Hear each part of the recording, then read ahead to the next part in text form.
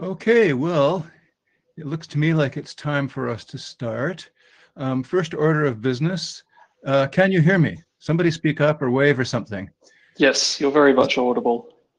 Excellent. Is that James? Yes. Yes. Okay, well, on behalf of James and myself, welcome to everybody. Good morning, good evening, good afternoon, depending where that applies, wherever you are. I'm actually kind of surprised and delighted at the number of people here. So let's get straight to it. Oh, and more coming in all the time. Can we move along there, James? Next slide. Yep. Right, so whether or not you have been involved in the IETF before, read this. It matters. There are certain rules that apply as regards intellectual property and conduct and so on, and they're not optional. So please do read this and take it seriously. Moving on. Right, please, we need a volunteer for note-taking. Who's going to put up their hand?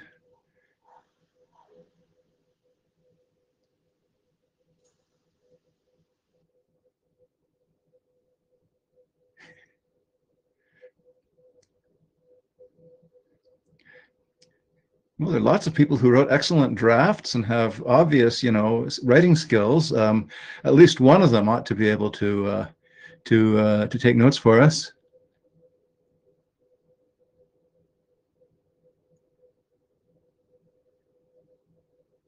I will take notes for you, Tim. I just got to pull up the Etherpad.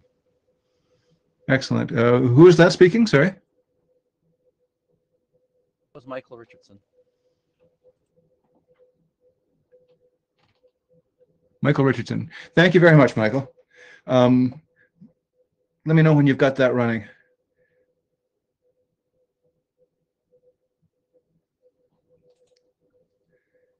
Asking for a Jabber scribe. I'll just keep an eye out on Jabber. If anybody is unable to use their mic, you can just prepare and send a message in the chat with Mike at the start of it, and I'll do the talking for you. Excellent. Thank you for that.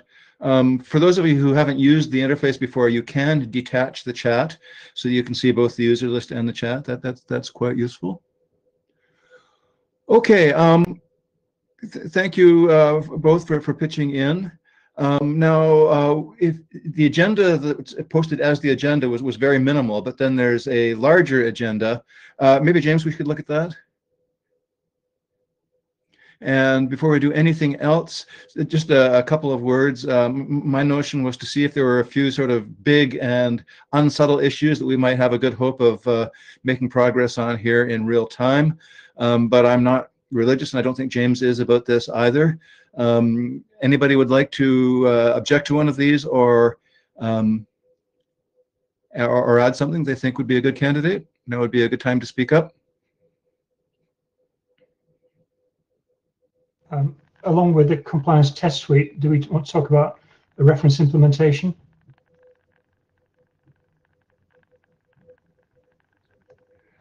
What do people think? I mean, there are lots of implementations out there. Yeah, I was thinking of one.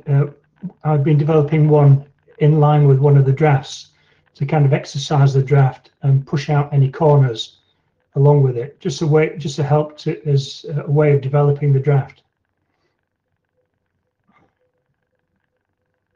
So, as a working group, I think we should work on our document and not on a reference implementation.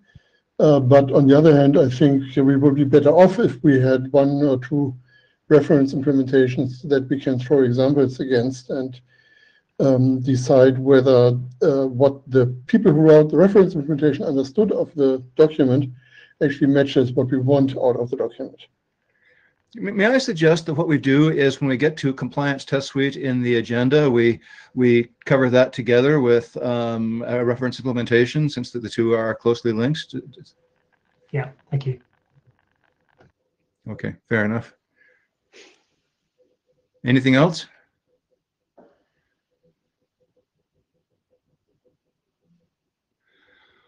Okay, without further ado, then let's get into this.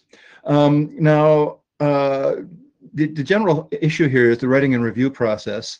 There are, the vast majority of working groups these days, I believe, are using GitHub and a sort of a hybrid approach with GitHub issues and on working group mailing list conversations. There's a couple of decent RFCs that describe the process, 88, 74, and 75. And I just wanted to avoid future surprises by putting this on the agenda and giving anybody a chance who has strong opinions about the way we should do things to speak up now. I think that the process is working pretty well across quite a few working groups, but if there's somebody who has deep objections to GitHub or to doing anything on the mailing list or wants to approach this in a non-typical way, now would be a good time to speak up.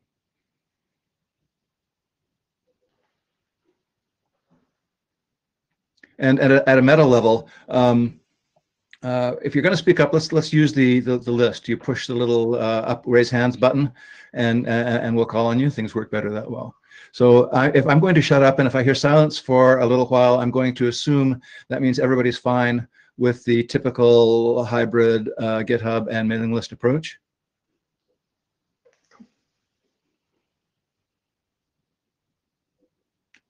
Okay.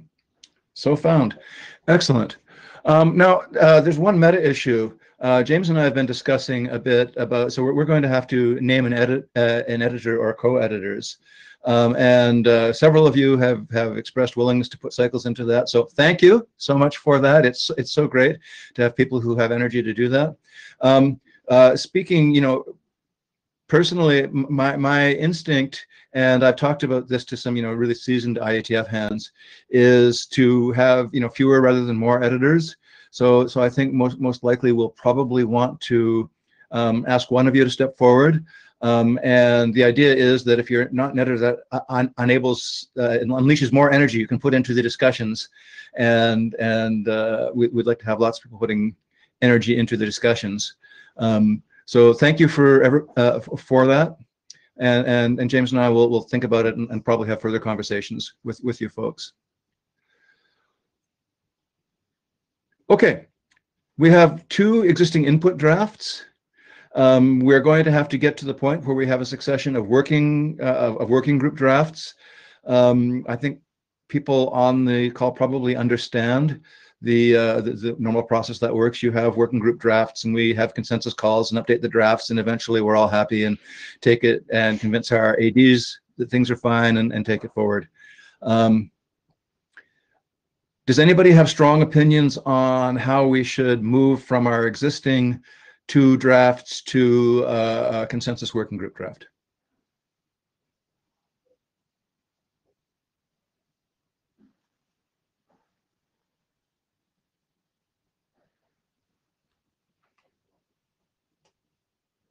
I think you're not seeing my raised hand. I'm not. Oh, sorry, I was scrolling. Karsten, go ahead.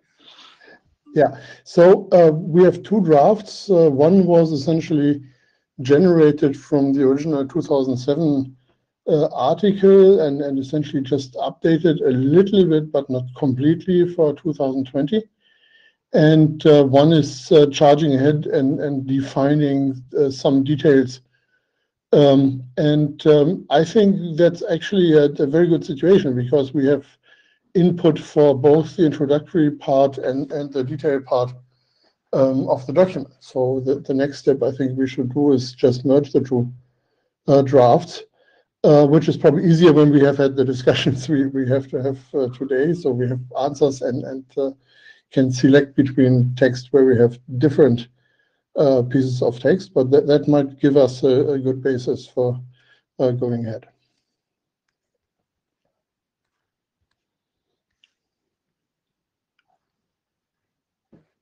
I guess the question I would have to the working group is: we've got Glenn here, so we've got the editor for one of the documents.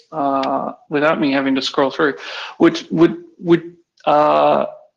both of the editors to that be willing to put in the time to help editorialize what would then become the starting working group adopted document?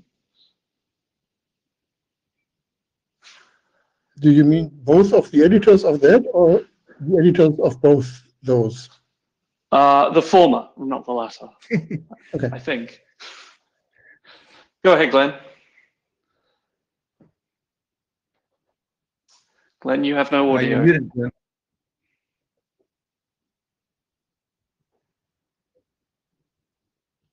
No, you're still muted. Okay, I have to join the queue and unmute. Thank you. So Edward Suroff and I were nominally editors of the other draft. Marco has been joining in the writing process, so I don't have a strong feeling about continuing. I'm happy to offer that.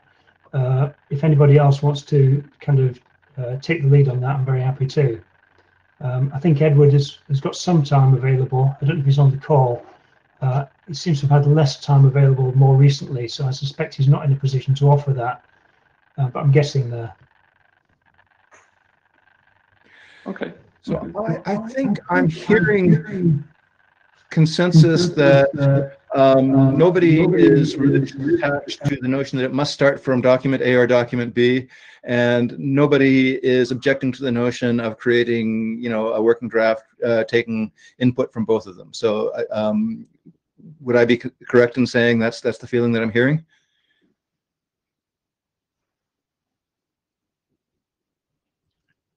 Okay, hearing no objection, that's fine. I thought there were. Oh, Glenn, go ahead.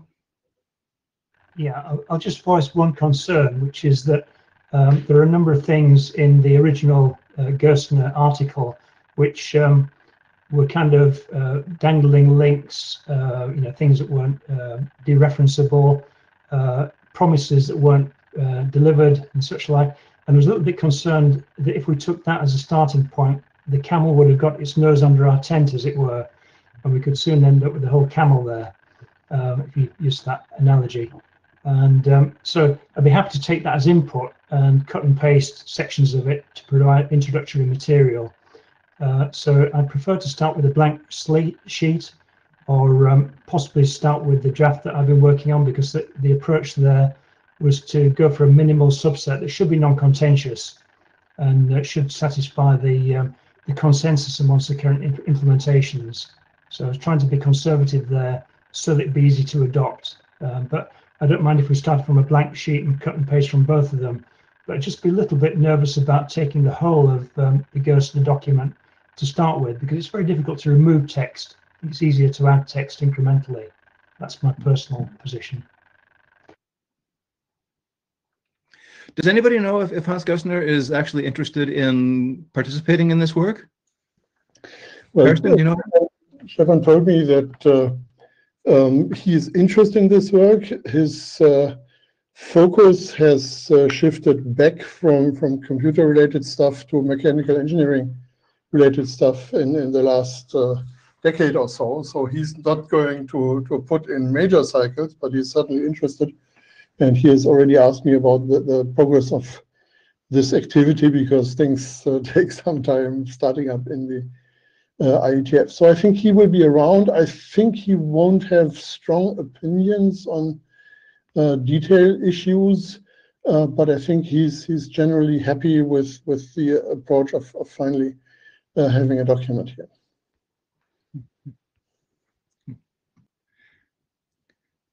Kirsten, you're at the front of the queue. Is there anything else you wanted to say?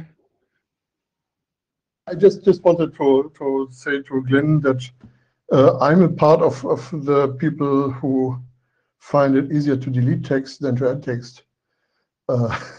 So maybe we have different sets of experiences here. Of course, not all of the original 2007 article has become true. So we will have to look at that. And that's maybe a welcome opportunity to actually check whether there are maybe some nooks and crannies of the Jsonpath universe where some of this has actually happened, and that we may have to look at. But yes, so there is an appendix that describes the current implementation of 2007, and that's probably not useful anymore at this point in time, and so on. Excellent. I mean, I like what I'm hearing. It sounds like nobody is particularly religious about how we're going to use this, and we'll use the material from from both of them to work towards an actual working group draft. Great. Okay, so I think we all understand where we stand on that one. Does anybody want to say anything else about the existing drafts and how we're going to move forward?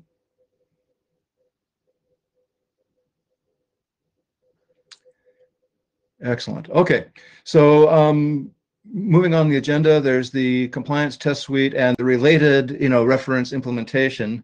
I'm perhaps being a little bit self-indulgent in putting on this, having had a lot of experience in this stuff. I think that compliance tests are insanely valuable, and I understand they're never the part of the official output of a working group, but I just wanted to put on the record that I'd really like it a lot if we produced a compliance test suite that was conformant with the actual document that we produced. So, Glenn, is that entirely your work up till now? Yeah, the CTS that's part of the reference implementation repo is my day. Yeah, yeah. One or two people may have chipped away at it, but it's mainly my day. Okay, and you're okay with posting that in a I haven't looked. It's on a repo, and you'll be open to taking PRs and things like that? Sure, yeah.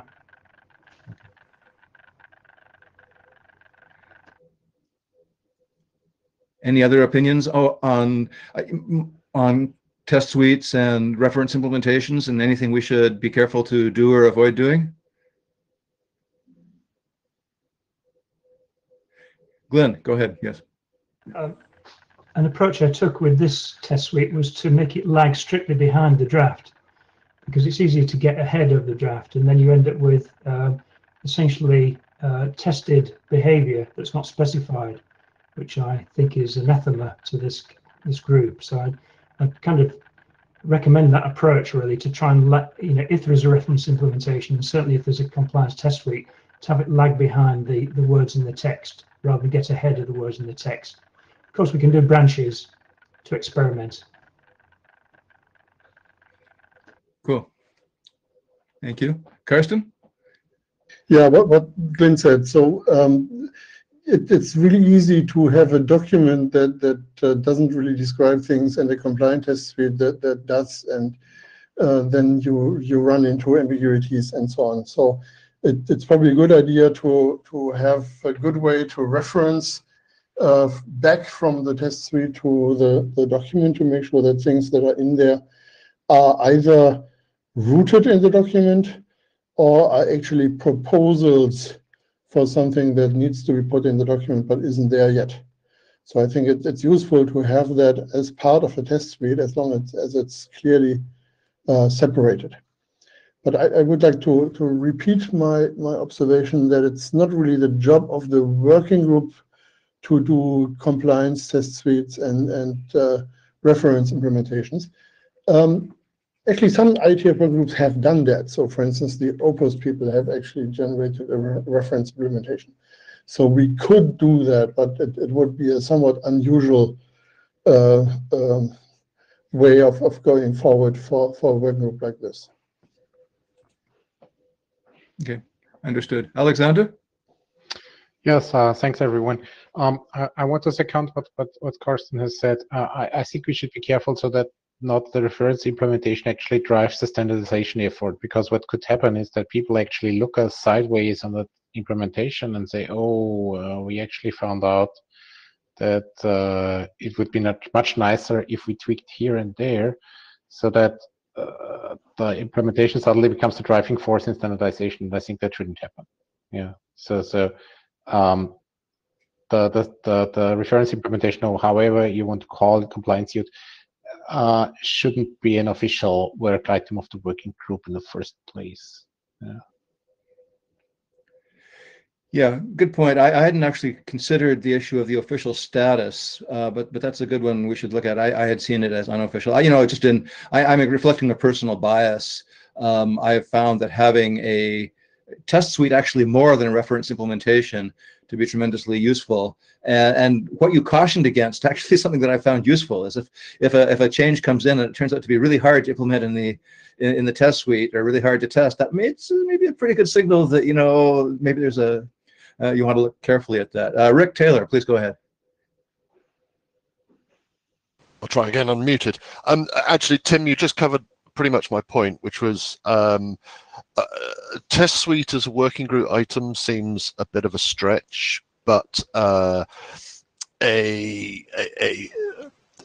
set of worked examples with canonical results. So rather than the test suite implementation, the body of data, sorry, it's early and my brain's not running at full speed, a body of data to use as a suite check for your own implementation would be incredibly useful and possibly a valid working group item.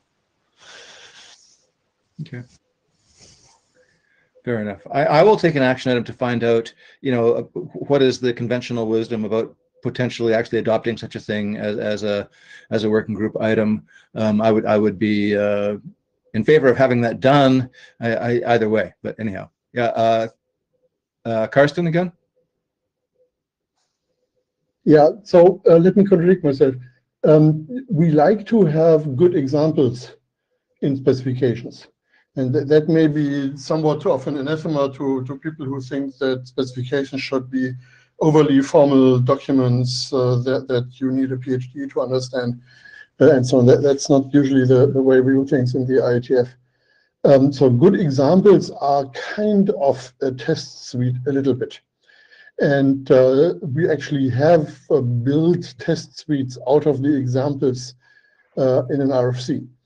But there is essentially never a way to be complete in that. But implementers tend to read the examples first and then the text, and not the other way around. And Julian has a comment. Julian, do you want me to say that? Sorry, say again.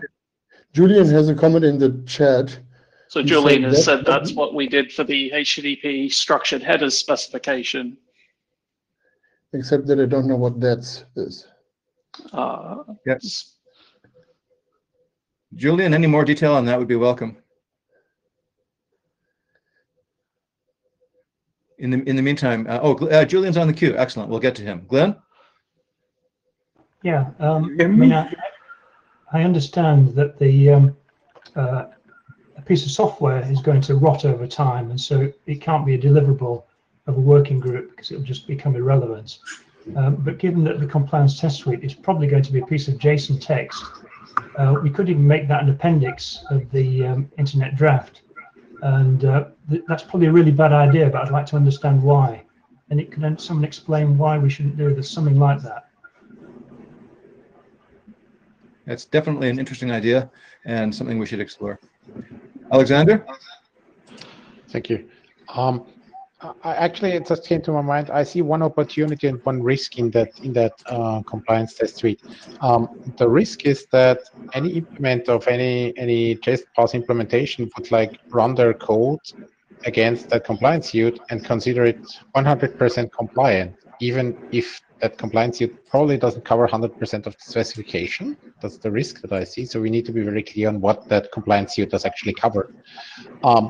And now to the better thing, to the opportunity. I think as soon as we have an RFC on Jsonpath, the IETF will want to have a validation tool that whenever Jsonpath appears in their documents in future drafts, they want to validate it. So you might want to talk to the IETF tools people to see if they have experience with other languages that they integrated into the authoring tools.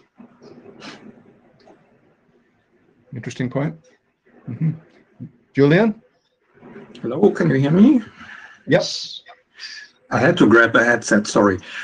So the HTTP structured header spec is something that defines a new microsyntax for header fields in HTTP. So because of the many differences that we have in header syntax, so this is essentially a language to describe header field syntax. And so that spec is currently in OS 48, soon to be published. And the working group, or actually the editor of the spec, Mark Nottingham, came up with a set of test inputs. And expected test output. So that's not part of the spec, but that happened in parallel to writing the spec. And following up to what was just asked before, in the new v3 RFC format world, we can tag source code and artwork with types, and based on the type, we can run validation tools on that. That's not yet part of the RFC publication process, but for instance, it's part of the tool chains that many working groups or some working groups use to build their specs from Markdown. So in particular, Mark Nottingham just wrote a validator for HTTP messages that you might have in examples. So this is relatively new, but we should look into that, and that's clearly possible. Cool. Glenn, you might want to have a look at that.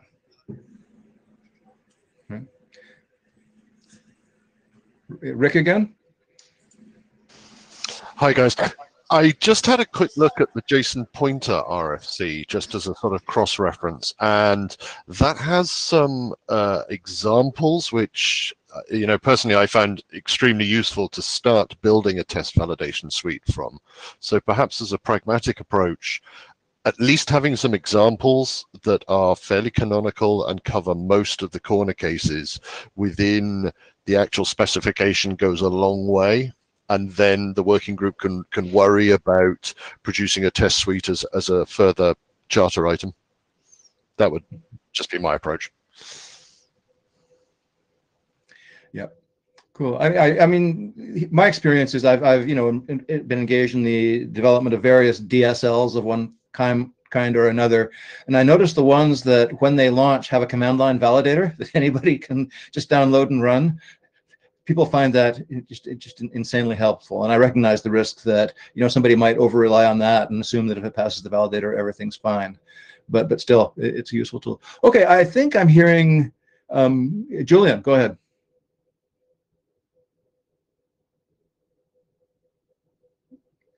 ahead. You're muted, Julian. Can you hear me? Sorry. Yeah. Yeah. One more thought about test cases. So if we have test cases, it's extremely helpful to have also test cases for invalid syntax and potentially also for example diagnostics that you might want to produce, because that's a good way to avoid having implementations accept things that they shouldn't accept. So we want to, that's actually a good point. Do we want to be draconic in error handling? Just a question. I think we should. Mm-hmm. Yep, that's clearly an issue for the working group to take up. We're going to have something to say about error semantics. Okay, I think I could summarize our consensus as everybody seems to be friendly to the idea of, you know, something ranging from one extreme to having good examples to on the other extreme having a fairly complete to you know, another option having, you know, test inputs and outputs to actually having runnable code. And you know, I think we can all agree that work done in any of these areas is helpful. We'll have to see if any of it has official standing. But you know, I certainly think we're all friendly to such work and would appreciate it, anybody who does it. Anything more on the subject before we move along?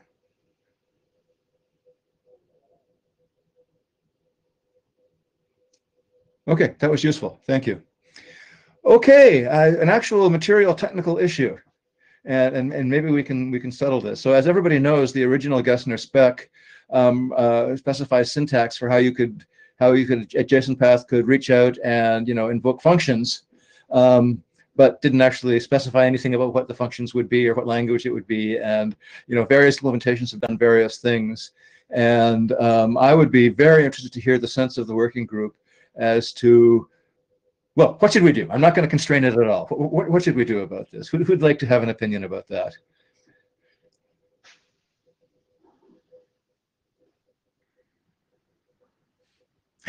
Karsten, go ahead. Yeah, I don't understand the question. What does specify scripting language mean? The original article says use whatever scripting language you have, and that's certainly not a model that is very useful. And specifying a scripting language might mean we come up with an expression language that can be used in Jsonpath, or it might mean, oh, let's all do Python, and you can do Python in these parentheses, and problem solved. And I think the answer to the second approach is no. And the answer to the first approach is yes. So let's specify that expression language and find out what is actually needed in that expression language. So the original code from Stefan had essentially a regex parser for this expression language. So it was very limited in the level of complexity you could express with it. But it actually already turned out to be useful for people. So I think, yes, we should specify that expression language. Rick? Carsten beat me to it. I'm in full agreement with Carsten. So specifying the syntax for the expressions used for searching, absolutely. Specifying external function access is a step too far, and I think is out of scope. Having implemented Jsonpath parsers in non-scripting languages, the ability to have a constrained but reasonably flexible expression language is incredibly powerful, and I really support that effort. But expecting that your entire implementation is JavaScript or Python or whatever, that's a non-starter for me anyway. Glenn? Yeah, I think I agree with what's been said so far. There is a bit of a distinction in my mind between filters, the square brackets, question mark, round brackets stuff, and the kind of scripting expression side of things, which seems more open-ended. Certainly when I've implemented this in the past, the filters came out fairly cleanly and didn't seem to, there was quite a lot of consensus amongst the implementations about what filters are valid. But on the other side, there was complete lack of consensus. And my concern there is just how would we, as a group, come to any kind of consensus? Because I could imagine people just arriving at a late stage and saying, oh, what about this function? What about that function? And, how does that work in the IETF? Because there's no kind of defined membership of the group, and there's no bound to when the discussion's over, as far as I can tell. Well, on the latter, yes, there is. When you publish your RFC, you've published your RFC, and it's immutable. Now, they can be replaced or superseded by subsequent RFCs, but I think we probably don't want to become like another ECMA owning a language for the foreseeable future. Please, no. But I hear what you're saying. Rick? I'm agreeing again, roughly, with everyone. I think the tipping point with filters, from my implementation experience, is when language features such as the name of the type of the property attribute is string, then you've sort of crept into language implementation detail. When it's, is the length of the string less than 10? Fine. Is the value of the property 1.1? That's all great. But when you start to implement what looks an awful lot like language implementation features, I think that's the line in the sand which we shouldn't cross as a working group. Then we invent another language. Julian? As the topic of extending this thing later, like in a subsequent RFC came up, we absolutely need to be sure that we define what is an extension point for the future and what is not. So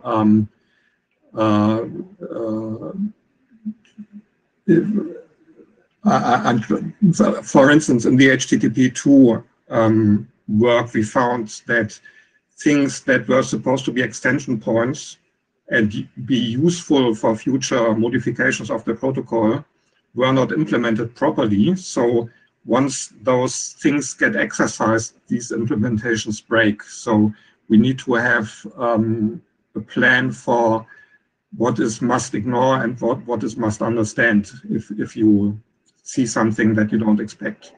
Just a thought. Mm-hmm. Karsten again? Yeah, I would have thought of extension points if Julian hadn't beat me to it. So I think that's really important to understand. And I think it's also really important, as you said, to exercise extension points. So the draft, the first specification, the first RFC should already use its own extension point mechanism. And in the IETF, we have a pretty good way to organize these extension points by running IANA registries with designated experts that serve as a gating function to what gets into the extension point and what doesn't. So one of the interesting questions here will be to decide how liberal or how conservative that gating function needs to be. So I don't want to anticipate the discussion here, but extension points are really important. And one of the nice things of having a good extension point mechanism is that the base mechanism of the language can actually get pretty small, because you can put lots of stuff into extension points. We noticed that in CDDL, where all of the new stuff we have been doing in the last 1 or 2 years went into the one extension point we provided, and for some reason it just worked, and we consider ourselves very lucky there. Marco.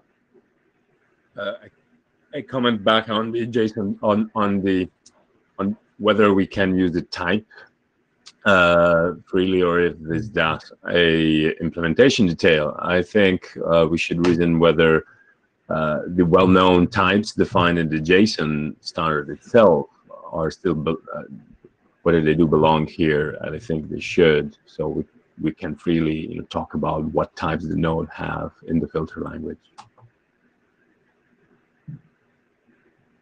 Cool. Okay, I put myself on the queue because I actually wanted to say something technical here. So when you start talking about extension points, I start to get a little bit nervous.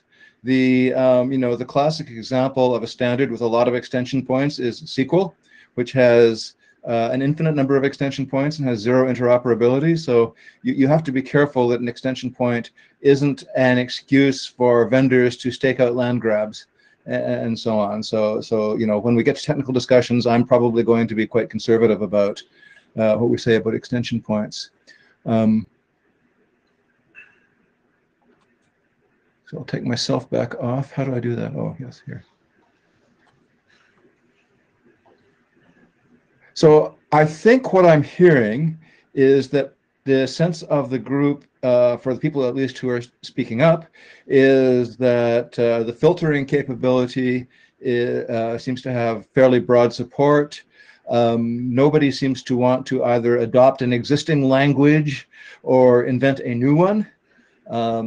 But as I said, filtering has a strong support, and we've heard a couple of voices talk about the importance of having good, clean extension points. And I freely admit I don't know what that means, but we should record that concern and make sure we address it as we go forward. Okay, this is an important issue, so I don't want to move off it.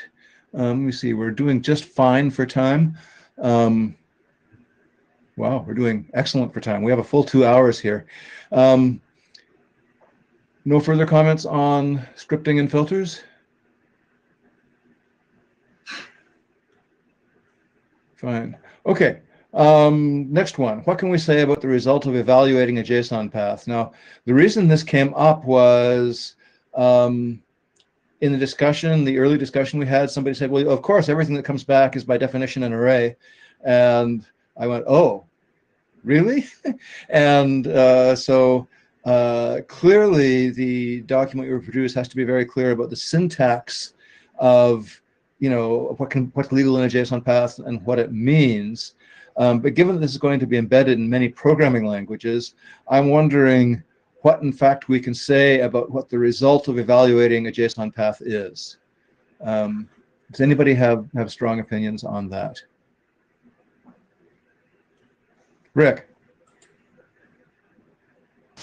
Okay, so there's a mutability issue which has always slightly worried me with JSON pointer, and I think might creep into JSON path as well, which is I'm not sure how this is going to work with JSON path, but I know at least with JSON pointer you can say sorry, let me rephrase that. Ignore the JSON pointer comment. If you're returning an array of results, then that array is effectively you're creating an array and returning it.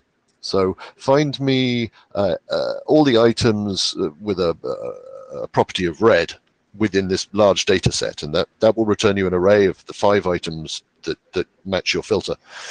That is a new array that's required a memory allocation and requires some sort of maintenance using your if you've got a garbage collected scripting language, that's absolutely fine.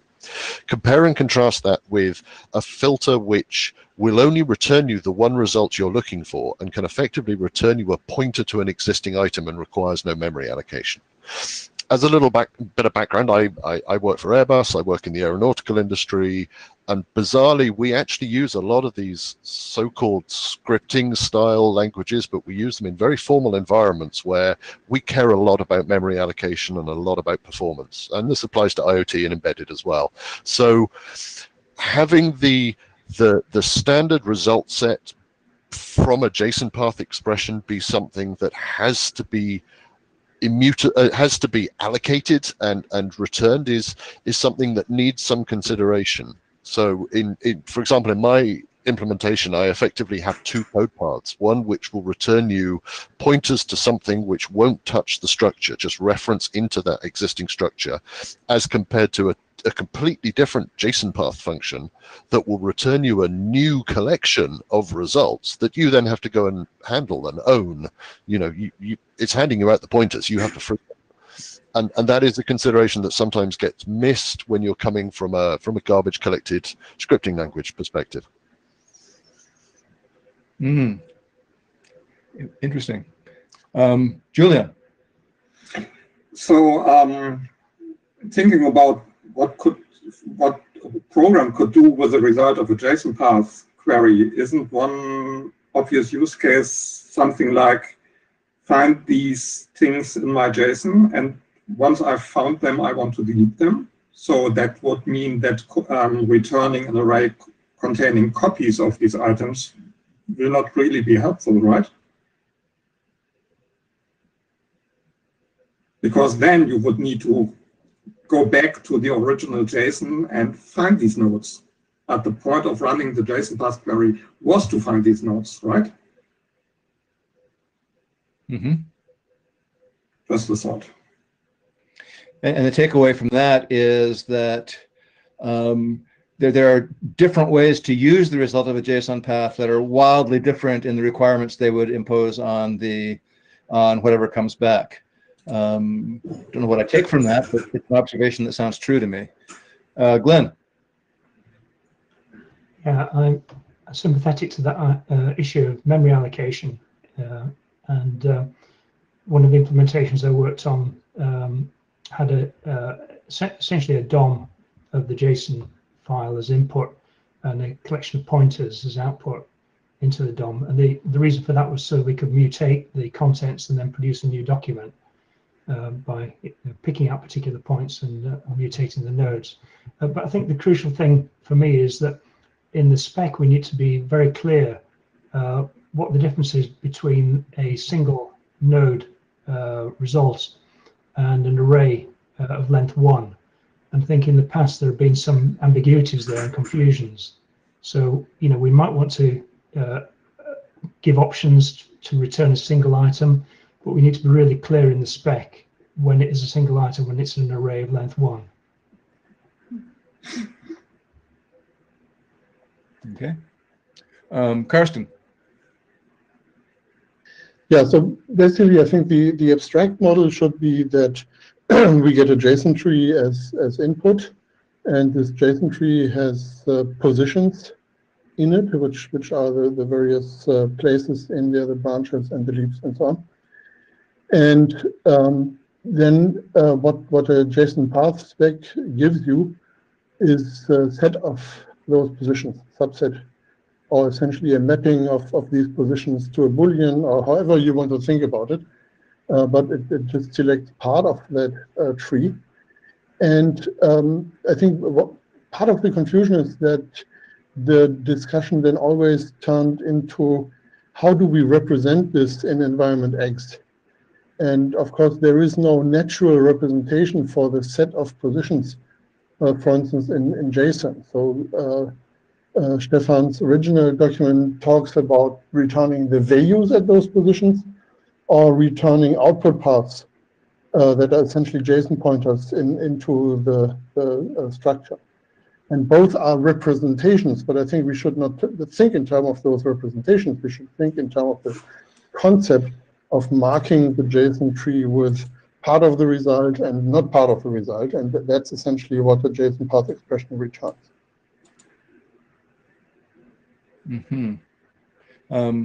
I put myself on the queue, so I'm going to speak here. Listening to this makes me a little bit pessimistic about our ability to specify the output, because I can think of so many different needs. We use this very, very heavily in a couple of products at AWS. That we're running a million events a second through something, and if you matched an event, then you could apply a JSON path to the event to say what the customer, what the receiver of the event would see. And if you said something like $.A.B, and that was just the number 4, then that meant that the customer expected to get a 4, and that's all it expected to get. And I think that's also a perfectly reasonable use case, which would be, and it would be unfortunate if our spec ruled out any of these perfectly reasonable use cases I've just heard about, which bothers me a little bit, because it would also be nice to have a level of precision about what you can expect to get, and to the expect that people who map it into a new programming language wouldn't be surprised by the mapping you get. Anyhow, no, I don't know what I think about this yet. Anyhow, Marco. Just to complicate things further, if you have like an array of arrays as the top level, and you have one array that contains only one such element, one array, when you then select all the elements of the top level array, you will get, as a result, one array. So is the result like on one array or a singleton array that contains an array, or is it the array? Is that the top level array? And it's confusing. Glenn, back to you. It was essentially a similar point, really. My mind went blank. Come back to me. Okay, back to Rick. This is a discussion around return by value or return by reference. And there are pros and cons to both, of course. I think Carsten touched on the fact that we have the mechanisms for reference. It's JSON pointer, it exists, it will give us a reference back to the original tree. I think this is solvable. I think it just needs to be covered and not ignored. So I'm not too worried, and I'm glad we're having this discussion. Mm-hmm. Mm-hmm. Okay, Carsten. Yeah, again, I think it's really useful to be able to separate the abstract concept of the result of a Jsonpath expression and the various forms in which they can be returned. And I think, Tim, the example you gave where you expect the Jsonpath expression to return exactly one position, and are actually interested in the value from that is indeed a very common use case, and we definitely should make sure that gets some attention. For a Jsonpath processor, it's currently not easy to find out whether that is what you actually want. So do you want to get a set of nodes back, or do you want to get a single node back? So it essentially becomes an exception if there is more than one node, or even an exception if there is only 0 nodes being return. So that's one of the little problems that I have with Jsonpath, where I don't know whether we are going to solve that. But I think the model, the high-level model, should be flexible enough to actually address these different use cases. Interesting. Glenn. Yeah, I remembered what I was going to say. I'm sympathetic to the idea of an abstract model, and the idea of just coloring a tree to say which nodes were selected is great. But looking at the consensus of current implementations, that excellent project that was done by someone else, which covers 30-odd implementations, that there is often duplication in the outputs and questions about the ordering. And if we settle on an abstract model that rules out that, then we're going to cause pain for all the implementers migrating to the standard. So I'm just concerned about being overly prescriptive.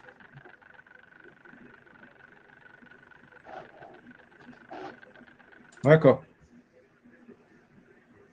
Yeah, I also wanted to double down on the fact that I don't think it's the biggest problem here is the distinction between reference and copies, and the allocation comes from the allocation problems comes from the selection problem. So the arity of the results is what I think is what I think matters most here. Is do we want to force multipolarity, or do we want to somehow automatically detect the one versus multipolarity, or do we want to let the user select in the syntax whether they do expect one result or multiple?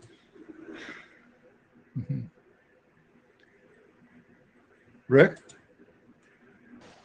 It occurs to me, I've posted this in the Jabber, but the Jabber's got such a long lag on it, I decided just to step to the mic. There's without affecting the syntax or the search mechanisms, etc., of Jsonpath, surely you can specify a find first operation and compare it to a find all operation, and therefore specify find first will perform the following Jsonpath evaluation as detailed in section X, and will return the first result. And a find all will do this, but will return all results found as an array. And you can also add a sort of a second dimension to this to say find by return by reference or return by value. So as an implementer, I can say, I don't care about these by values because in my environment, it's not important. I will return via ref, and we can specify by reference means return a JSON pointer, as in RFC, I can't remember the number, but it's specified. So I think that gives us the flexibility without having to have different expression forms or different search path criteria, etc. We can still have that standardization of how you find these things, but depending on how you call them, answers, do I end first and return a copy because I'm doing something deeply asynchronous and only care about one, or do I actually, am I just doing a search over a DOM tree where I want to find some of them, but I don't want to get the cost of the copy? But still, the syntax of doing the search itself is the same. That would be my compromise. So I put myself on the queue to ask you a question, Rick, which is, are you proposing that we actually specify an API saying, I want pointers or I want values? Sorry, can you say again? You broke up in the middle of that for me. Sorry. Are you suggesting that we actually specify an API whereby the user of a Jsonpath can say whether they want references back or values? I'm not sure I go as far as an API because we step into, well, what's the binding for my favorite language? But I think some elegant way of saying an implementation may provide a mechanism to return by value, and here are the considerations that need to be applied, or a mechanism that should return by reference. And when we say reference, we mean JSON pointer, which would be my proposal, and the following things apply. And you could have another section which differentiates between find me the first and find me all with relevant considerations. But don't say, and here's how you do it in Rust, and here's how you do it in insert favorite language here. That's not going to work. So really, this sounds like you're suggesting some non-normative implementation guidelines as part of the document. Is that right? I would go for normative to say, look, the working group has realized that there are use cases where you want one item, and you can stop the search as soon as you hit one item. But there are also use cases where you want all, and there are an implementation may realize that there are performance implications, etc., associated with finding first and finding all. So this is, or should it be normative? I don't know, but it should definitely be strong guidance for implementers to say, really, you should implement this twice. And if this if the output of the working group is picked up by ECMA or the Java standardization guys or whatever, and they say, well, yeah, we're going to have this in our next version of our language, then this guidance can apply to them to say, you need to consider this conversation. Go. I've heard that we're just about to get a reboot of the entire infrastructure for this, and we'll be offline for about 5 minutes. There's a problem with the chat, which has broken everything, and so they are rebooting the entire MeetEcho infrastructure. So just so you know when you disappear. Okay, well, let's keep going till we disappear. I'll give way to Carsten. I'll give way to Carsten. Yeah, I just wanted to point out, you said find first. And of course, another interesting case is find any, which is different from find first, that you don't get a guarantee that it's actually the first. Yeah, I think that's interesting. Clarification, Yeah. when I said find first, I meant return me the first one you find, depending on whatever the expression may say. I want you to search from the back going forwards, or depth first, or whatever. I mean, so the difference between any. I meant find any as compared to find all. Yeah. But Thank I heard find first. So I think if the mental model is this model that Lynn called marking the tree, then we can derive those various API variants from that model easily. Yes, absolutely agree. We get a really nice separation of concern. We have one mental model that governs Jsonpath, and we have the ability to specify a few APIs or abstract APIs that we might want to see. But of course, that not everybody has to implement all of them. Yes. Oops.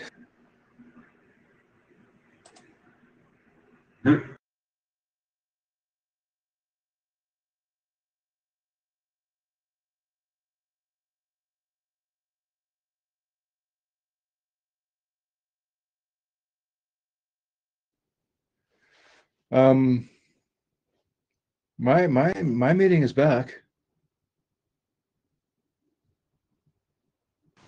Same here. It was a very quick reboot. That was really fast. For me as well. It may bounce again. Who knows?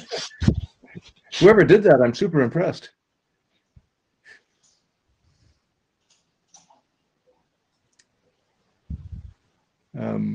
James is restarting his screen share.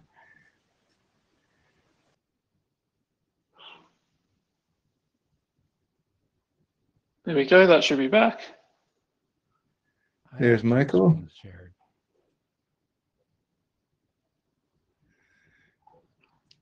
Not sure what happened to the chat. Oh, the chat. Wait a second. There seems to be no chat anymore. They said they had chat problems, which was the cause of the reboot. So the chat might be running behind. Oh, here it is. It seems to have returned. But there's nothing in it.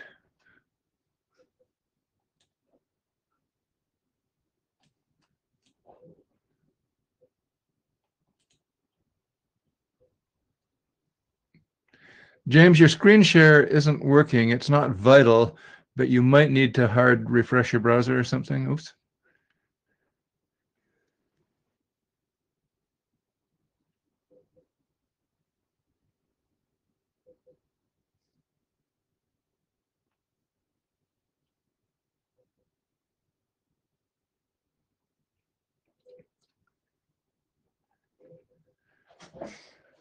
Okay, it sounds like we're mostly here again. James's screen share is having trouble, but I don't think it's that essential. We were on the last delineated item, I think, on the agenda, which produced I thought, some really interesting discussion. Let me see if I can try and summarize where we've got to.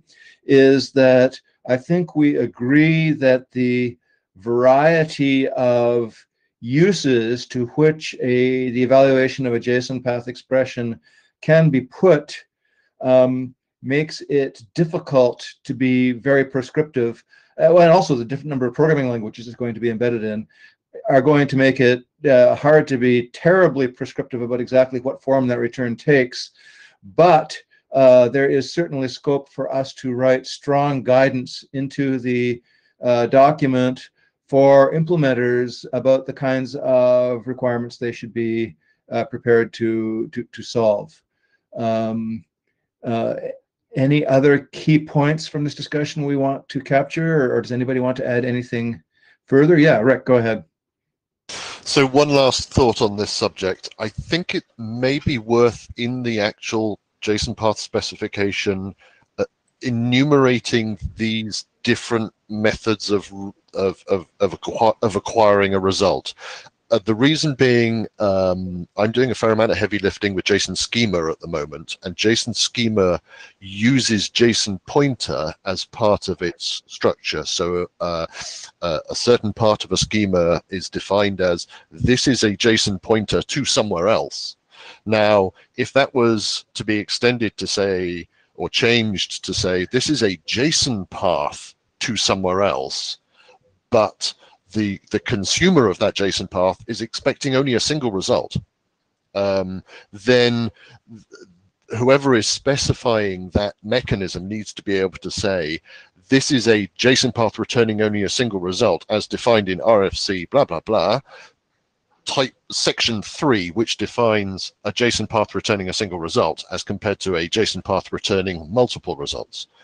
So rather than just advice to implementers, I think it's worth having these things normatively named so that they can be referred to by other specifications. I like that point a lot, of having normative names to specify these behaviors. Glenn?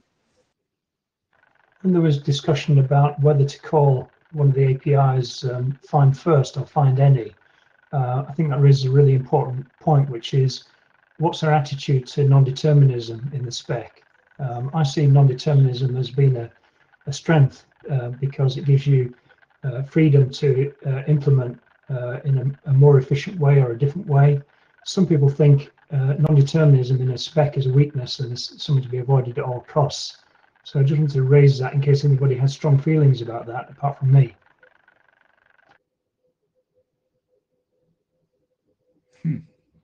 That is definitely a tricky point. And I don't know what I think. Marco? I have some strong feelings against using Jsonpath as a way to point to things just because other some other standards of pointers are too weak to actually find their ways through a document that has a complex schema. In particular, JSON pointer doesn't have the ability to find things through arrays. I mean, other than using positions. And so I've seen people drawn to Jsonpath precisely for that reason, for the expressiveness of Jsonpath. But I don't think you can ensure with Jsonpath that you are actually pointing to one thing, rather than getting just too much things unexpectedly. So I guess all that I can say on this is that our discussion on this is going to be aided by the introduction of lots of use cases. Fortunately, Jsonpath is in the field, has been there for a while. It's heavily used. Speaking only for myself, I'm going to have a much easier time understanding these kinds of propositions, saying, well, suppose I have this data and this Jsonpath in this scenario. Here's what I want to happen. How do we, here's what I not want to not happen. I think that's going to get us to consensus faster. Marco, you're still at the head of the queue. We want to say some more? No. Well, this is interesting, and we're certainly not tight on time.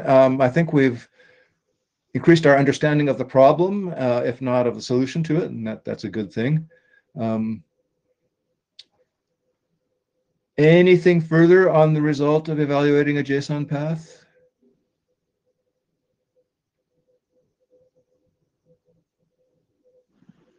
Okay, at this point, we have run through our agenda and any other business, things that we forgot to discuss, things that I foolishly suppressed because I thought we'd be short on time, but we're not. Karsten. Yeah, I think it may be a bit early to ask this question, but early is the operative word here. We probably need to develop an understanding of the timelines we are operating on here. It's really hard to estimate the amount of work that goes into such a specification effort, but on the other hand, yeah, if we don't do any planning at all, then it's going to be even more chaotic. So I think we should try to understand what are our next milestones, and I don't mean formal milestones in the charter sense, but just things we want to achieve. And when are we going to have them have achieved them? I think the next milestone for me is actually spending time on getting these merged drafts or this merged draft out there. I probably also could write some text on this abstract model that we talked about. So that might be going on independently or might go into this merged draft depending on what the timelines of either thing is. And the other thing, of course, is to get people's favorite examples. There are lots of examples in that other project that has been mentioned, but maybe people still have examples from their practical work that they are very interested in getting right. In terms of dates, I just looked at our charter and it has no dates in it. I thought it did. I'm surprised. I could have sworn I saw. Tim, it was my understanding that there was a placeholder milestone for IESG submission for mid next year. I would like to propose if the various people who are interested in editing this have the time and the brain power to do it, if we could aim between sort of now and the next IETF meeting in late March to have sort of the merged document as it were of the existing personal drafts that are out there, and to have an OO draft out there. And so that when we come around to the next meeting in the end of March, we should be fully into the motions of working through a lot of the issues that we've discussed today. I think that would be a fairly achievable goal. I'd be interested to know what the rest of the working group thinks. Yeah, I see Glenn's at the top of the list, but I also see Murray, our AD, there, and I think his opinion is highly relevant to this. Yes. Murray, would you like to go ahead, please?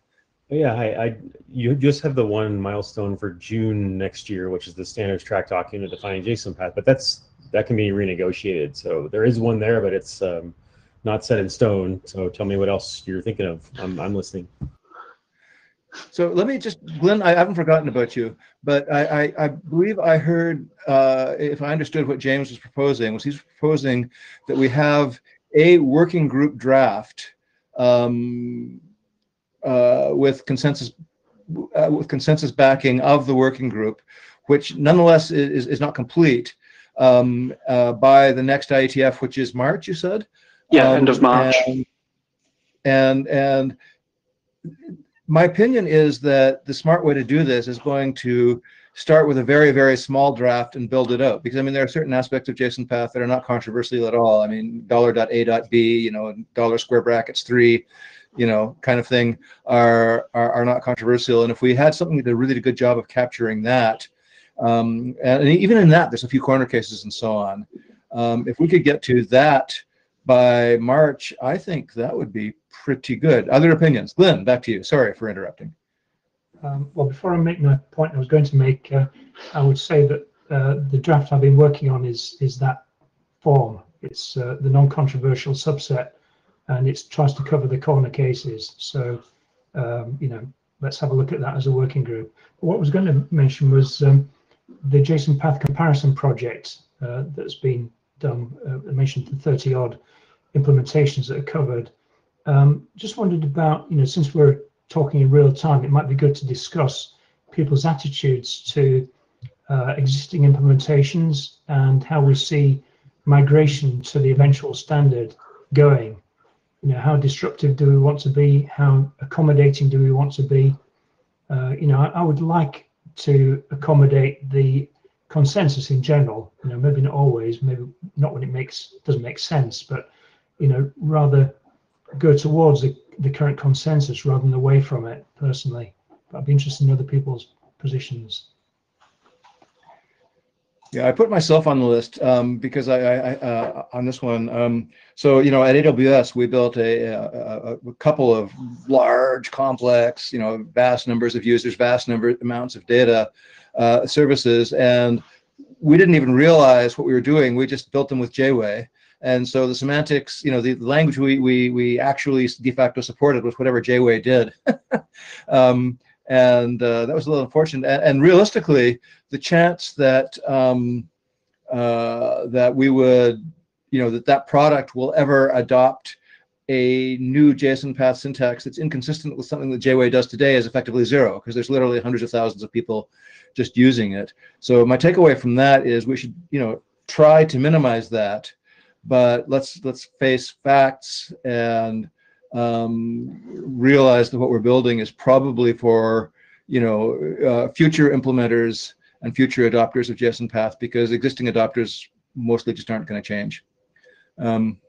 Karsten? Yeah, I think in the end there are costs to any decision, and there are costs in making the wrong decision as well. So when we do something that is not supported by the majority of the implementations, then we have the cost of causing them pain or losing them and so on. When we make a decision that actually is well, bad, we cause cost for future users of the specification, and we have to balance these two costs. So the default answer probably is make sure to work with existing specifications, with existing implementations. But if there is some decision that we make that makes it really much more complicated for people to actually implement or use Jsonpath, just we want to drag a specific implementation along, that's also wrong. So I don't think this can be discussed in the absolutes. It will depend on every single case whether we go for documenting existing practice or maybe cleaning up things a little bit. And so far, I think I've heard from most people that there probably needs to be a really good reason to go for cleaning up things, but I would be unhappy if we cannot do that at all. Fair enough. Murray? Just wanted to mention that the charter actually talked about this. We anticipated this coming up, and it talks about how you might break ties or try to accommodate the consensus of the common implementations and that sort. So just, you might want to review that. We can always tweak this too if it needs additional guidance, but it seems like we did think about this a little bit already. Yeah, I'm just going to read from the charter. It says, the working group will develop a standards track Jsonpath specification that is technically sound and complete based on the common semantics and other aspects of existing implementations. Where there are differences, the working group will analyze those differences and make choices that rough consensus considers technically best, with an aim towards minimizing disruption. So yeah, and I agree, this is going to be a pain point for this group.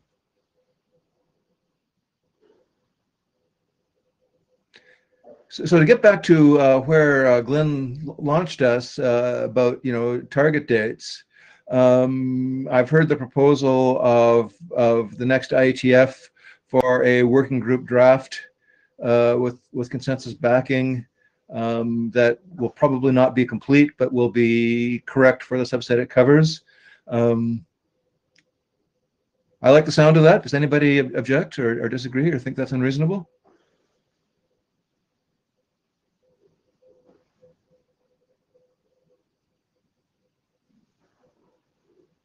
Excellent.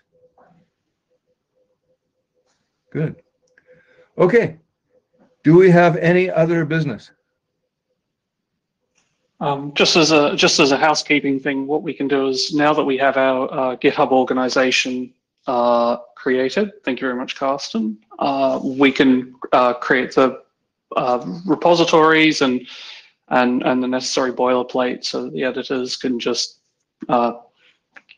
get on with the editing part, and I can disseminate information about that later today.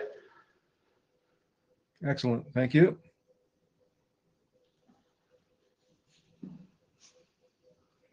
Glenn? Yeah, before all this started, I picked on a GitHub org name, which is probably unfortunate now, Jsonpath standard, just as a place in the sand. So I'll probably ditch that and move somewhere else for the reference implementation and CTS, because that's may end up being entirely informal. But there's also a Slack instance. I'll probably kill that as well because it's not going to be archived.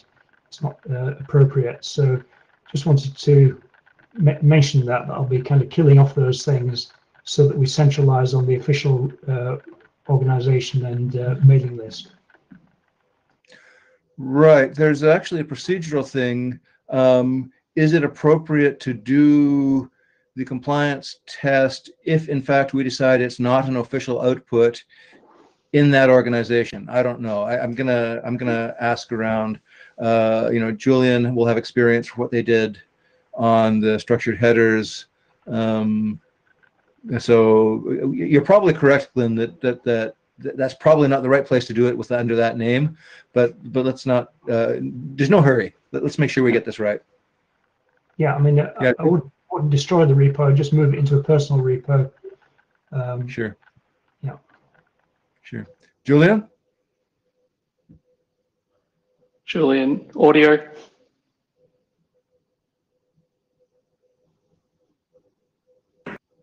We can't hear you, Julian. And we don't have any chat that I can see. Does it work now? Yes. Oh, there you are. Okay, good. Complicated interface. Sorry. For structured headers, it actually is a Mark Nottingham's private repository. So I think on the working group materials page, we have a link to that test suite or test cases pointing out that is not a working group work item, but it's relevant anyway. So, but I wouldn't rule out that the IETF allows that, even if we don't have the goal of publishing it. So it's worth asking, I guess, the area director. Sure, Murray. We'll talk to Murray about this and see, what the feeling is about this kind of thing. I'm a cheerleader. I think that specs that have supporting software are winners. But let's see what the community feels about this kind of stuff. There may also be some devil in some details in 8875 which that might give us the answer to this. Correct. I didn't read it deeply, so perfectly possible. Fair enough. Okay. Any further business?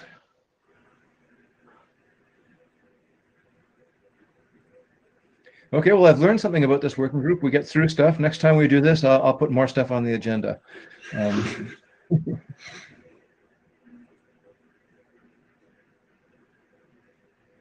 was a pretty reasonable size of group. I mean, if you have 200, it's hard. If you have 3 people, it's hard. But this group seems to have about the right size to make progress. I sincerely hope that you're right. Oh, I see some names I know who've joined. I want to ask a question, actually. Sorry, I'm not on the queue. Do that. Go ahead, Glenn. We talked about consensus meetings, but I don't really have a feel for the frequency of those or the format. Do they occur only at IETF conferences, or are they more frequent? Well, working groups are different. There are some working groups that have lots and lots and lots of interim meetings and address these things. Others proceed, the only time they meet at all is at IETF meetings, and there are, the chair calls consensus periodically, and drafts are produced. Karsten? Yeah, so I think it's a good idea to be very adaptive in that, so that there is no one right answer. In several working groups that I'm involved in, we do have periods of quick progress where we have about bi-weekly meetings, and we try to time box them into 1 hour. So it's not becoming epic, but we can actually use face-to-face time, virtual face-to-face time, to get progress. And we also have, which is very important, milestones to which people have to have their preparations in place. But even those groups who have these bi-weekly periods also have silent periods. So, for instance, the core working group probably won't do another of these virtual interims for the rest of the year, because there's Thanksgiving and Christmas and other holidays. So it all depends on what phase we are in and whether we actually have something to discuss. But the bi-weekly 1 hour format has worked very well for us. Yeah, and on the other extreme, I've been a member of one working group where it was all done between a couple of IETFs, and I don't think there was ever a face-to-face. Everything was just done on the mailing list and with consensus calls. So we'll be flexible. I don't think any of us are religious about how to do it. We'll talk about it. And obviously, I think James and I would agree that if people feel the need for such a thing, feel free to say so.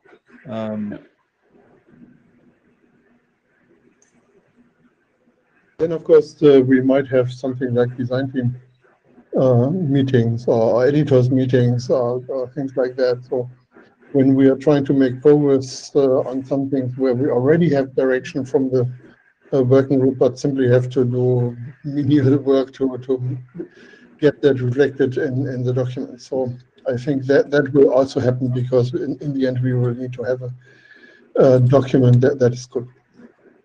Yep.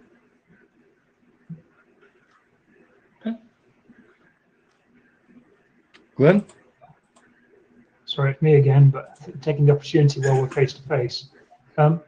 What's the process for kind of drafting and reflecting consensus into a draft? Because the approach I've taken so far has been for the draft to kind of lead the process and put up a PR, and then invite people involved to comment on the PR and then merge that. Is there some other approach that we anticipate where we kind of discuss an area on the mailing list and elsewhere and then edit it into Shane? Well, the traditional IETF approach is issues come up and are discussed at an appropriate length, and then eventually the co-chairs make a consensus call, and the editors have the amusing fun of taking the consensus call and turning it into spec language. That's sort of the traditional approach. Obviously, PRs are a really good way to make arguments in some cases. Karsten? Yeah, we have recently had a discussion on that. If you have a really large working group like Quick or HTTP, then you want to have a very formal model with pull requests and working group last calls on pull requests, and then finally they go into the document. That means essentially the document is really just recording consensus that has been generated in another way. And that works well before you dive into other bureaucracies and so on. In a smaller group, it's sometimes also a good idea to have leading documents. So you are not waiting for consensus to form, but people are actually writing up things that can be in a pull request or can be in the main document. That depends on the style of editing things. It depends a bit on how many of these things are going on in parallel, which one works better. But it's much easier to get consensus on something that already is in the document, because you are not discussing it on a theoretical level. You have actually text to look at, and you can make pull requests to the changes and improve it before there is actual consensus. So yeah, go ahead. So I agree with what Karsten said. That's what I was saying as well. Sometimes the best way to argue for a particular change is to make the change. Put in a PR saying, "Here's what I want." It also depends on whether we're arguing about the best way to express a shared understanding, or the situation which regularly arises. There's actually a disagreement in principle about what needs to be done, and then there's usually a lot more work that has to go into discussing and then making an official consensus call. Glenn, go ahead. Yeah, just to sharpen my question a bit, who in particular would we expect to drive the work? Do we expect the editors or editor to drive it? Do we expect the chair to drive it? Do we expect random individuals on the mailing list to drive particular issues? Well, de facto, the people who have more time and resources to put in tend to do a lot of driving. But the mechanism is that the chairs are supposed to steer the discussions and make the consensus calls. A bit passive to me. It's like there is a discussion going on, and the chair derives consensus and oversees it. Just wondering, for those of us in the frame to potentially be an editor, I'm just wondering how much we're taking on by agreeing to do that. Well, when you become the editor, the change control belongs to the working group, and the working group expresses it by debating, and then eventually by consensus calls. In the happy case, where there's a shared vision of exactly what we're trying to build, then everybody pitches in to get to the best language. In my experience, the real difficulties arise when there's genuine disagreement on what the shape of what we're trying to build is. But aside from that, I have not had had a lot of difficulty with the experience. It seems to work reasonably well. Okay. And it's probably worth clarifying that based on how we've been discussing things in our first meeting, I think that we'll be able to come to consensus on a lot of the topics quite easily. And where we don't have that consensus, I think that's the job for Tim and myself to try and work through the subject with the working group to try and figure out some sort of outcome to that.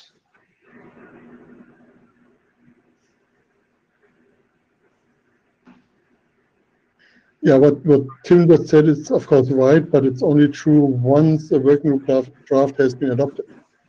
So right now there are 2 individual drafts, and of course we can just go ahead and change them as much as we want, which will in turn influence the probability that part of the text turns up in a working group draft.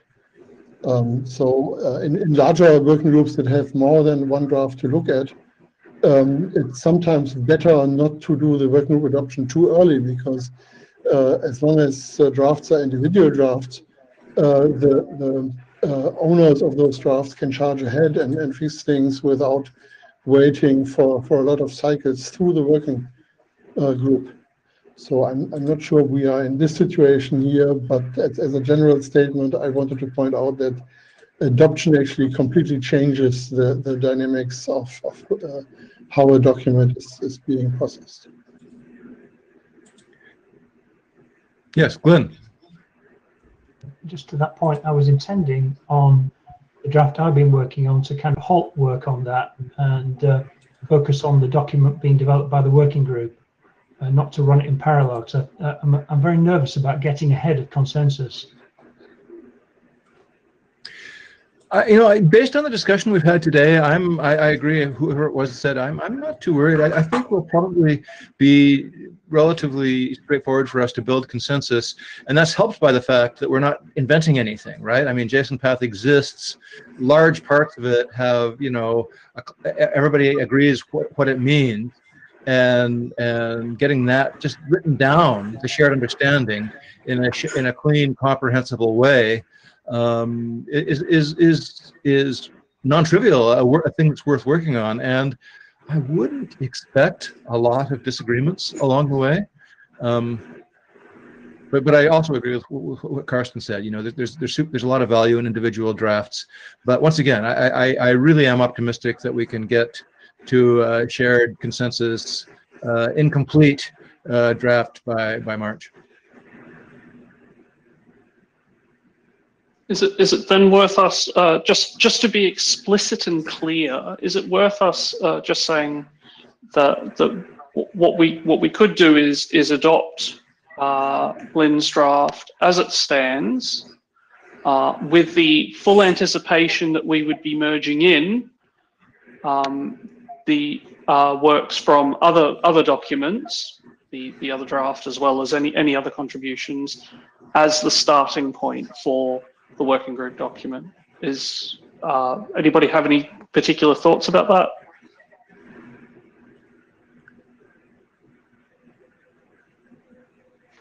A thumbs up from Marco. Okay, I put myself up, but I'm going to defer. Julian? Can you hear me? Yes. Yep. Hey. I just wanted to know, that's typically something that you do a call for consensus on, either on the mailing list, or I think this Meet Echo thing has a show of hands tool that we could use, which would replace the hum that we are doing in actual IETF meetings. So the decision to adopt an individual draft as working group draft would be something you would do a formal call for consensus for. Okay.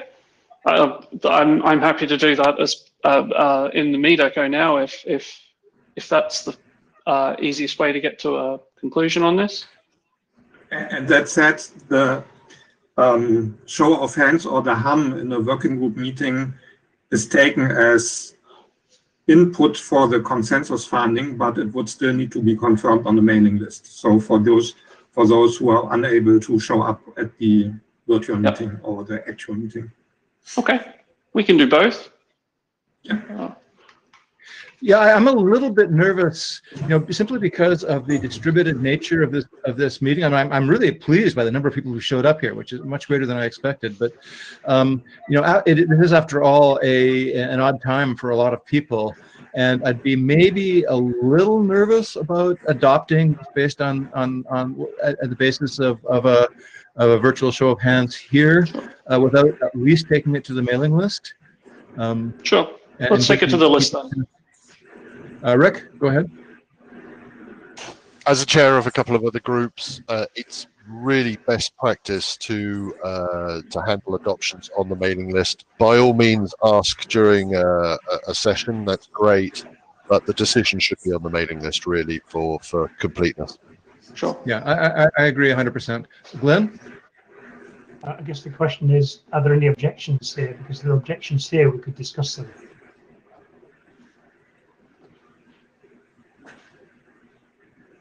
Fair enough. Glenn's raised the point. Does anybody have any specific objections? Karsten? In larger working groups, it's often a good idea to do adoption discussions in a working group meeting, because you need to find out who's actually going to work on the document, who's going to write code, who's going to review the document, and so on. So all of that doesn't occur here. We are all here in this virtual room right now because we care about this effort. So that's the part we just don't need to do. And the other part actually works better on the mailing list. The question really is what document is being adopted? I have indicated my preference for that. And that's different from what you just said. So I would not agree with the procedure.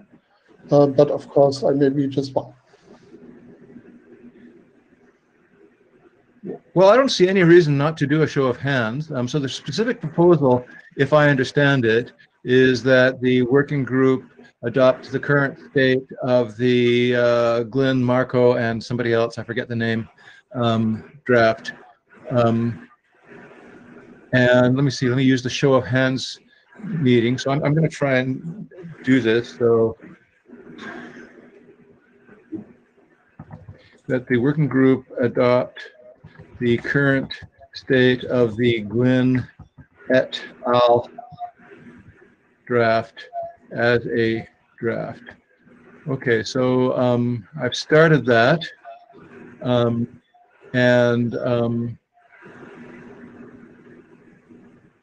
If do people know how to do this? There's a little bar graph thing just under your name.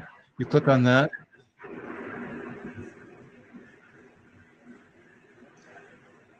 And wow, we have 22 people here. That's really excellent.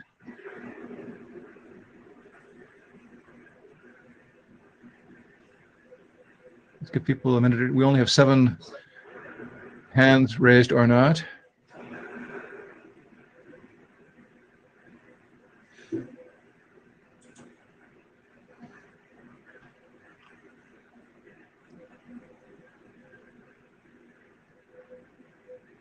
The tool allows you to not make a decision. So it seems the tool allows quite a few people are sitting here who don't know what decision they should take. Yeah. And that's just fine. If there's a lot of people who don't have an opinion, that's also perfectly okay input. So just to repeat what, or in the spirit of what Carsten said, I did not raise my hand, but that's for the only reason because I haven't looked at the draft, so I need more time, would be the answer. So ask on the mailing list and give a few days. To be honest, I have the same situation. I did read the draft, but that was a while ago, and frankly, I don't have a strong opinion. So I'm just not. My hand is not raised at the moment. Rudiger is next in the queue. Yeah. Clicking on "Do not raise your hand" does not mean objection.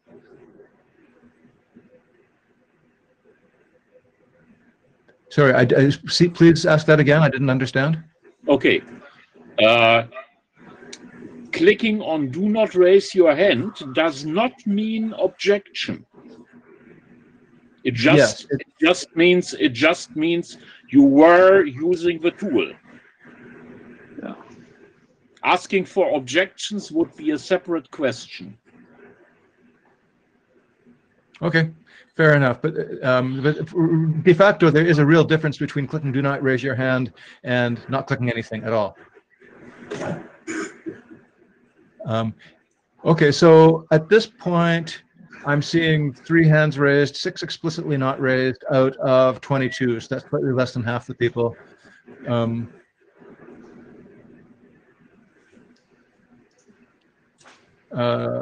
Murray. Normally when we take hums, you would ask both questions. So you would say, does anybody want this? Hum now. And then you would say, does anybody object to this? Hum now, sort of thing. So you might ask the question twice just to eliminate that. But this is, that's not a major point, I don't think, since you're planning to take this to the list anyway. Yeah. No, this is useful input. It shows us that a lot of people haven't made up their minds, that there are people who are nervous about doing it. And let's take this idea to the list, and it also may help for James and I to do our jobs and make decisions about editorial roles and things like that too, to help, help that move along.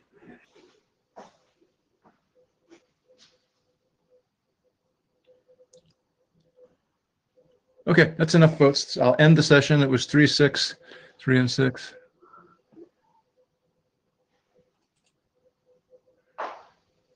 Oops, my meet echo is, well, there it is. It came back. Okay, folks, this has all been very useful. Any further input? Any further business?